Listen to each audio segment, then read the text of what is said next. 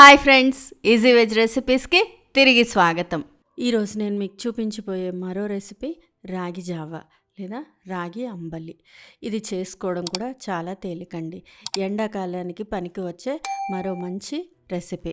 దాహాన్ని ఆపుతుంది, అలాగే ఇన్స్టెంట్గా మనకి ఎనర్జీ ఇస్తుంది. పిల్లలకు కూడా చాలా మంచిది, ఫిల్లింగ్గా కూడా ఉంటుంది రాగి జావ తాగడం వల్ల. ఎండాకాలంలో శరీరం హైడ్రేటెడ్గా ఉండాలి అంటే కొంచెం వాటర్ కంటెంట్ ఎక్కువ తీసుకోవాలి. ఉత్తి నీరే తీసుకుంటే సరిపోదు దాహం తీరడానికి. అప్పుడు ఇలాంటివి మనకి బాగా పనికొస్తాయి. ఈ రాగి జావ చేసుకోవడం చాలా అంటే నిజంగానే చాలా తేలికండి. ఒక 1/2 లీటర్ గిన్నెలో 2 కప్పులు నీళ్లు పోసుకొని నీళ్లు బాగా తెరలనివ్వండి. ఈ నీళ్లు తెరులుతున్నప్పుడు ఇంకొక గిన్నెలో రాగి పిండి వేసుకొని దానిలో మామూలు నీళ్ళు అంటే మనకి రూమ్ టెంపరేచర్లో ఉన్న నీళ్ళతోటి కలుపుకోవాలి.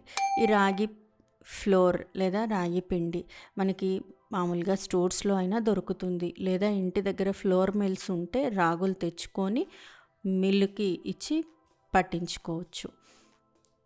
దీన్ని శుభ్రంగా నీళ్లు వేసుకొని ఎక్కడ ఉండలు లేకుండా జాగ్రత్తగా కలిపేసుకోవాలండి. ఇలా చక్కగా కలిపేసుకొని పక్కన పెట్టేసుకోవాలి. నీళ్ళు స్టవ్ మీద పెట్టిన నీళ్ళు బాగా తెరలాలండి.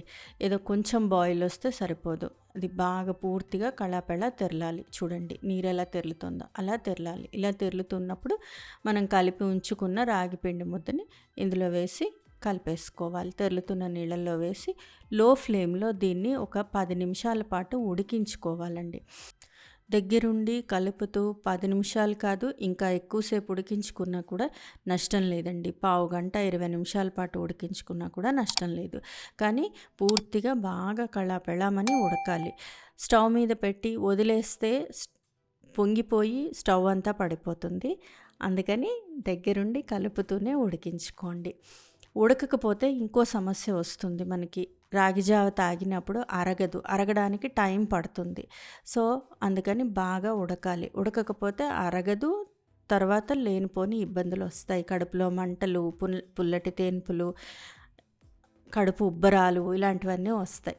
అందుకని ముందరగా జాగ్రత్తగా దగ్గరుండి బాగా ఒక 15 గంట 20 నిమిషాల పాటు చక్కగా కలుపుతూ ఇలాగ కలుపుతూ ఉడికించుకోవాలి. అప్పుడు బాగా చక్కగా ఉడుకుతుంది. కొద్దిగా ఉప్పు వేసినా కూడా నష్టం లేదు ఉడుకుతున్నప్పుడు. ఈ రాగి జావ మనం ఆ రోజే ఖర్చు పెట్టేసుకోవచ్చు.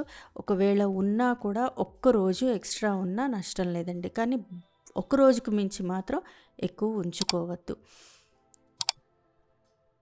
ఇలా బాగా ఉడికిపోయిన తర్వాత దీన్ని తీసి పక్కన పెట్టి చల్లారించుకోవాలి. పూర్తిగా చల్లారిన తర్వాత దీనిలో పల్చటి మజ్జిగ, అలాగే కొద్దిగా నీరు, ఉప్పు, నిమ్మకాయ అన్నీ వేసుకొని తాగితే ఇన్స్టెంట్గా ఎనర్జీ వస్తుంది. అలాగే మనకి దాహం ఆగుతుంది. ఎండాకాలం ఎండ వేడిని తట్టుకోగలిగే శక్తి వస్తుంది. పిల్లలకు కూడా ఇలా చేసి పక్కన పెట్టుకొని చిన్న పిల్లలకి అంటే చంటి పిల్లలకు కూడా దీనిలో కొంచెం పాలు, బెల్లం వేసి ఇస్తే వాళ్ళకు కూడా ఎముక పుష్టి. ఎదుగుతున్న పిల్లలకి ఇస్తే వాళ్ళకు కూడా చాలా మంచిదండి ఇది. చూడండి ఇలా కళాపెళమని ఉడకాలి. ఇంత ఉడికేదాకా లో ఫ్లేమ్లో పెట్టి దగ్గరుండి ఉడికించుకోవాలండి. నాకు ఇలా ఉడకడానికి కనీసం 15 గంట పట్టింది. ఇలా పూర్తిగా ఉడికిపోయిన తర్వాత స్టవ్ ఆఫ్ చేసి రాగి జావని కాసేపు పక్కన పెట్టి పూర్తిగా చల్లార్చుకోవాలి. చల్లారిన తర్వాత మనకు కావాల్సినట్టుగా గ్లాసుల్లో పోసుకొని, మజ్జిగ రెడీగా ఉంటే మజ్జిగ పోసుకోవచ్చు, లేదు అంటే పెరుగు ఉంటే పెరుగు చిలుక్కొని దాన్ని మజ్జిగ చేసి దాన్ని పోసుకోవాలండి.